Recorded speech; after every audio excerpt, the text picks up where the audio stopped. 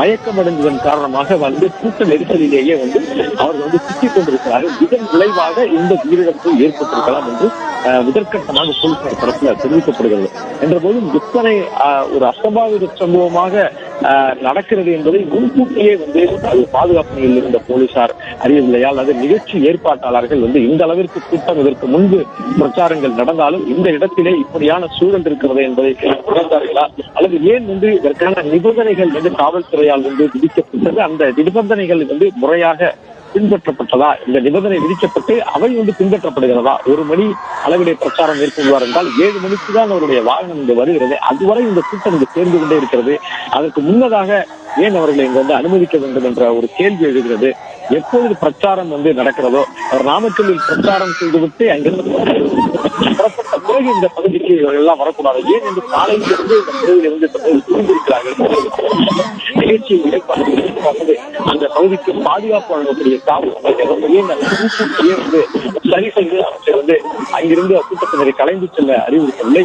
அல்லது அதற்கு பிறகு கூட்டம் ஒட்டுமொத்தமாக கூடிய பிறகு இங்க பெரம்பலூரில் எப்படி இந்த கூட்டம் வெகு அதிகமான ஒரு கூட்டமாக இருக்கிறது, எனவே இந்த கூட்டத்தை கடந்து செல்வது என்பது வெகு நேரம் எடுக்கும். அது மட்டும் இல்லாமல் கூட்டத்தினர் அதிகமாக இருப்பதனால அசம்பாவித சம்பவங்கள் நடந்துவிடும் என்று முன்கூட்டியே போலீசார் உணர்ந்து அவற்றை தெரிவித்து விஜயனுடைய பிரச்சாரத்தை அங்கே நடத்தாமல் அவர்களை திருப்பி அனுப்பினார்களோ அது போன்ற ஒரு முன்னெச்சரிக்கை நடவடிக்கை இங்கு ஏன் எடுக்கவில்லை என்ற ஒரு கேள்வி எழுகிறது. கிட்டத்தட்ட காலை 10 மணியில் இருந்து தொடங்கி 7 மணி வரை அந்த இடத்தில் இருந்திருக்கிறாங்க. இந்த கூட்டம் என்பது ஒரு 11-12 மணிக்கு பிறகுதான் இங்கு கூட்டம் அதிகரிக்க தொடங்கியது. நாமக்கல்லிலும் கூட இது போன்ற கூட்டம் காலை 6 மணியில் இருந்தே இருந்தது. ஆனால் இந்த பகுதியை பொறுத்தவரை ஏன் இந்த போன்ற ஒரு சம்பவம் நடப்பதற்கு ஒரு முக்கியமான ஒரு காரணமாக இருந்தது என்றால் வெயில் நேரத்துல முக்கியமாக வெயில் அதிகமாக இருந்த அந்த நேரத்தில் கூட்டம் அதிகமாக கூட தொடங்கியது. அந்த கூட்டத்தினர் பலர் உள்ளே இருந்தவர்கள் கலைந்து செல்ல முடியாத நிலை. அதாவது அதற்கு பின்னால் வந்தவர்களும் அந்த பேருந்து எங்க நிற்கிறதோ அந்த இடத்திற்கு செல்வதற்கு முயன்றிருக்கிறார்கள்.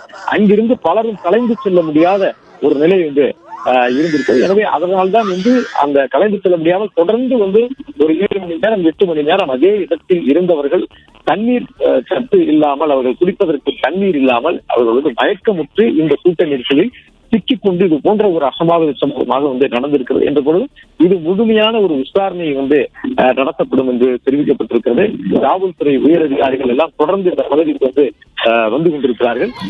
இதேபோன்று நாளை முதலமைச்சர் இங்கு வருவதாக தெரிவிக்கப்பட்டிருக்கிறது. மருத்துவமனையில் இன்னும் 60க்கும் மேற்பட்டோர் தொடர்ந்து அவர்கள் சிகிச்சையில் இருப்பதாக சொல்லப்படுகிறது. பலர் அதில் கவலைக்கிடமாக இருப்பதாகவும் சொல்லப்படுகிறது. அருகில் பல்வேறு தனியார் மருத்துவமனைகளிலும் அருகே சிறு மருத்துவமனைகளிலும் அனுமதிக்கப்பட்டவர்களும் அவர்கள் தற்பொழுது இங்கு கரூர் தலைமை அரசு மருத்துவ மாவட்ட நிர்வாகம் அரசு மருத்துவமனை மருத்துவக் கல்லூரி மருத்துவமனை விரைவாக சிகிச்சை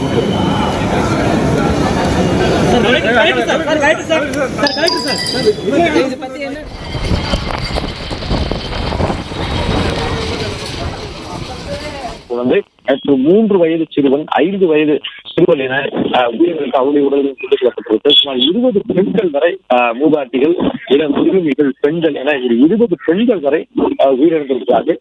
அதே போன்று ஆண்களும் இதில் ஒரு 5க்கும் மேற்பட்டோர் உயிரிழந்திருக்கிறார்கள்.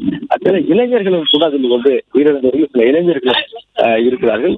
அவர்களுடைய உடல்கள் எல்லாமே மருத்துவக் கல்லூரி மருத்துவமனையினுடைய பிளே ஸ்டோர் மற்றும் ஆப் ஸ்டோரில் இருந்து பாலிமர் செயலியை QR கோடு மூலம் பதிவிறக்கம் செய்யுங்கள். செய்திகளை உடனுக்குடன் பெறுங்கள்.